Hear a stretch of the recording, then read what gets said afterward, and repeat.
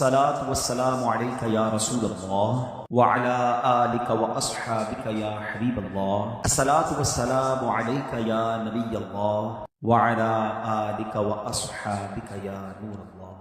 درود پاک پڑھنے کے بے شمار فضائل و برکات ہیں. درود پاک وہ وظیفہ ہے جو دل سے پڑھا جائے تو سبحان اللہ یہ مصیبتوں کو ٹالنے والا وظیفہ ہے، یہ پریشانیوں کو دور کرنے والا وظیفہ ہے. اور یہ میں نہیں کہہ رہا، خود سرور کائنات علیہ الصلوۃ والسلام کی حدیث ہے جس کا مضمون ہے کہ جو پریشانیوں میں ہو، جو مصیبتوں میں ہو، اس کو چاہیے کہ مجھ پر درود پڑھے کہ درود پریشانیوں کو لے جاتا ہے، مصیبتوں کو لے جاتا ہے. ایک شاعر نے کیا خوب لکھا ہے اور واقعی حق لکھا ہے، ہر درد کی دوا ہے صلی علی محمد. ہر درد کی دوا ہے صلی علی محمد، تعویذ ہر بلا ہے صلی علی محمد. آئیے مل کر ایک بار محبت کے ساتھ درود پاک پڑھ لیں. صلو علی الحبیب صلی اللہ تعالی علی محمد صلی اللہ علیہ وسلم. دیکھیں صدقے کیسے برباد ہوتے ہیں، میں نہیں کہتا، قرآن کہتا ہے یا ایھا الذین آمنوا لا تبطلوا صدقاتکم بالمن والاذی. اے ایمان والو اپنے صدقے باطل نہ کرو. صدقے کیسے باطل ہو جاتے ہیں؟ بھائی میں نے تو مسجد میں پیسے دیے، رسید مل گئی، پیسے تو پہنچ گئے، باطل کیسے ہو گئے، ختم کیسے ہو گئے، نل اینڈ وائڈ کیسے؟ قرآن کہہ رہا ہے اے ایمان والو اپنے صدقے باطل نہ کرو. کس طرح؟ بالمن والاذی، احسان جتا کر یا تکلیف پہنچا کر.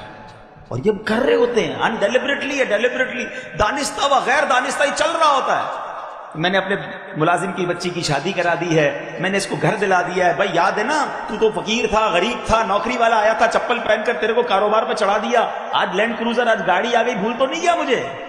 وہ جو آپ نے اس وقت اس کے ساتھ بھلائی کی تھی، یہ جملہ کہہ کر سب ضائع کر دیا. صرف ضائع نہیں کیا، الٹا دل دکھا کر گناہ بھی کما لیا اور شیطان کامیاب ہو گیا. وہ نیکی سے رکواتا ہے، سمجھو بات کو. اول تو نیکی نہیں کرنے دیتا، ہم کر لیں اب اسے ڈسٹرب کرتا ہے، اب اس کو برباد کرنے کی کوشش کرتا ہے. صدقہ خیرات دینے کو جی نہیں چاہتا، زکوٰۃ دینے کو جی نہیں چاہتا.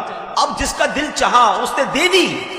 اب شیطان کہتا ہے یار اس نے تو نیکی کر لی، اسے تو اللہ کی راہ میں خرچ کر لیا، اب اس کا صدقہ ڈسٹرب کیسے ہوگا، اب اس کی زکوٰۃ برباد کیسے ہوگی. اب شیطان دل میں خیال ڈالتا ہے ذرا لوگوں کو بتانا تو نے کتنے پیسے دیے، چندہ کتنا دیا، کتنی بڑی نیکی کی. اچھا جس کو دیا اس کو ذرا جتا، یاد ہے نا میں نے چندہ دیا تھا، بھول تو نہیں گیا تیری مدد کی تھی. اس وار کو سمجھو میٹھے اسلامی بھائی، اتنا مردود، اتنا مکار ہے کہ پہلے نیکی نہیں کرنے دیتا اور نیکی کر لیں تو بچنے نہیں دیتا. اور ہم ہیں کہ اس کے ہاتھ میں کھیلتے جا رہے ہیں کہ اس کا صدقہ بھی گیا، اس کا ثواب بھی گیا، اس کی نیکی بھی گئی اور الٹا گناہ گار ہو گیا اور ہمیں پتہ بھی نہیں چلتا. نمازیں پڑھ کر دوسروں کو حقیر جان رہے ہوتے ہیں. یاد رکھیے نماز ضرور پڑھیے، مگر میں نمازی ہوں تو باقی سارے جہنمی ہیں ایسا نہیں ہے. ایک بزرگ کے بارے میں آتا ہے نا کہ وہ اپنے بیٹے کے ساتھ کسی سفر پر جا رہے تھے، رات کا وقت ہوا، مسافر خانے میں رکے تو بیٹا بھی نمازی، باپ بھی نمازی. تہجد میں دونوں باپ بیٹے اٹھے، تہجد ادا کی.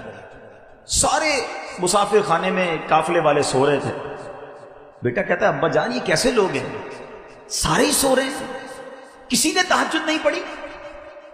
اللہ اکبر. وہ والد تھے نا، وہ اللہ والے تھے.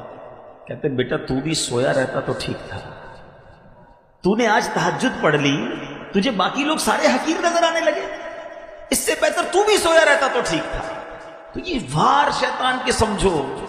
شیطان نیکی کرنے کے بعد، جیسے ہم نیکی کرتے ہیں نا اس کو بے چینی شروع ہو جاتی ہے. اب وہ پلاننگ کرتا ہے کدھر سے اس کی نیکی چھین لوں، کدھر سے اس کی نیکی ڈسٹرب کر دوں. جب تک ہم یہ سمجھیں گے نہیں. حضرت رابعہ بصریہ رضی اللہ تعالیٰ عنہ جیسی ولیہ فرماتی تھوڑی دیر کے لیے تسبیح کرتے کرتے دھیان کہیں اور گیا تو وہ جنت کے درخت پر جو پھل لگے تھے وہ گر گئے. ہمارا تو روز ہی دھیان کہیں اور ہوتا ہے، ادھر دعا کرتے دھیان کہیں اور ہوتا ہے. اللہم آمین آمین آمین کہہ رہے، پتہ نہیں امام صاحب کیا دعا کر رہے ہیں، کبھی ادھر دیکھ رہے ہیں، کبھی ادھر دیکھ رہے ہیں، کبھی داڑھی کھجا رہے ہیں. کبھی سوچا ہے نماز اور دعا کس کے لیے ہوتی ہے، کس کی بارگاہ میں حاضر ہیں؟ اللہ اکبر کہہ کر ہم حاضر ہو گئے اللہ کی بارگاہ میں. اے اللہ میں حاضر ہوں. کبھی منسٹر، کبھی بڑے بڑے بزنس مین، کسی وڈیرے، کسی جناب بڑے شخصیت کے پاس جائیں اور اس کے پاس جا کر دھیان کہیں اور ہوتا ہے یا اس کو فوکس کرتے ہو؟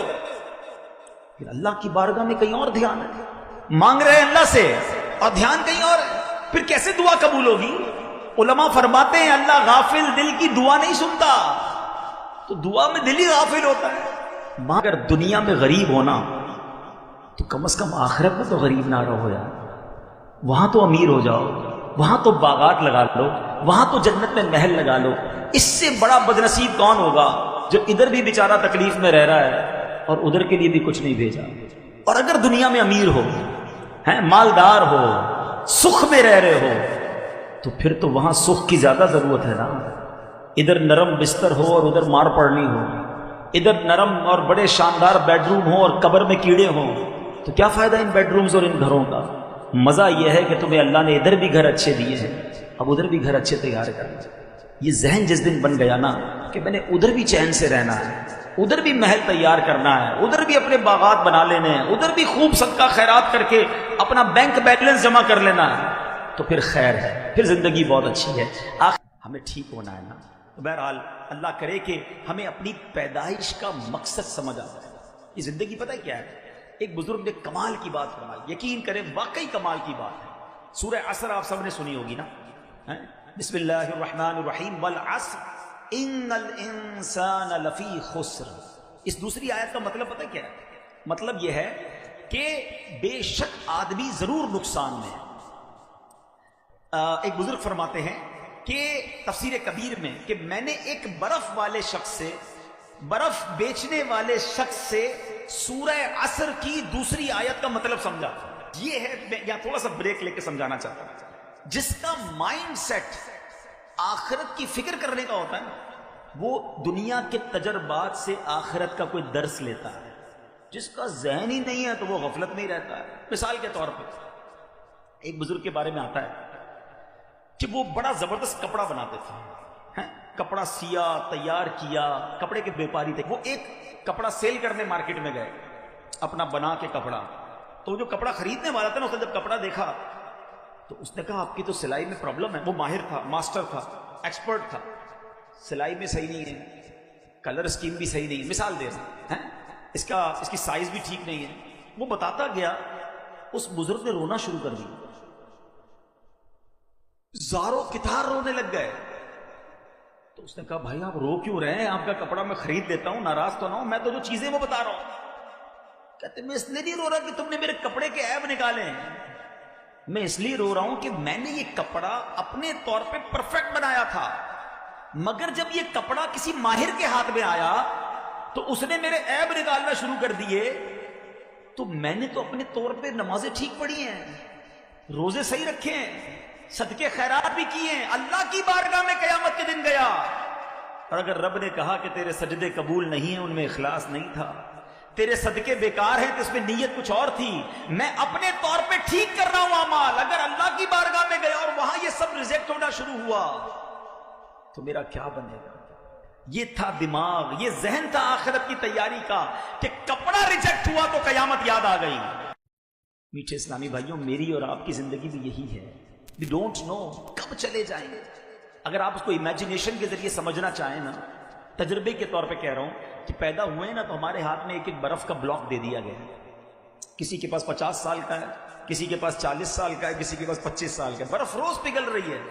ہو سکتا ہے ہم میں سے کسی کی برف کل ختم ہونے والی ہے، آج ختم ہونے والی ہے، اور ہم ہیں کہ احساس ہی نہیں ہے، پگھل رہی ہے، روز پگھل رہی ہے، اور ہم نیکیاں کہاں کما رہے ہیں۔ حالانکہ میرے میٹھے اسلامی بھائیوں، اللہ کریم نے ہمیں کیوں پیدا کیا ہے؟ شاعر کیا کہتا ہے، پہلے سنو پھر قرآن کی آیت سنا۔ ہو رہی ہے عمر مثل برف کم، ہو رہی ہے عمر مثل برف کم، رفتہ رفتہ چپکے چپکے دم بدم بدم، ہر دن برف کی طرح کم ہو رہی ہے۔ مجھے اور آپ کو رب نے کیوں بنایا ہے؟ ہم جانتے ہیں، پیسے کمانے کے لیے، بڑا نام بنانے کے لیے، کاروبار چمکانے کے لیے، اور جناب ڈگریاں حاصل کرنے کے لیے، اس لیے بنایا۔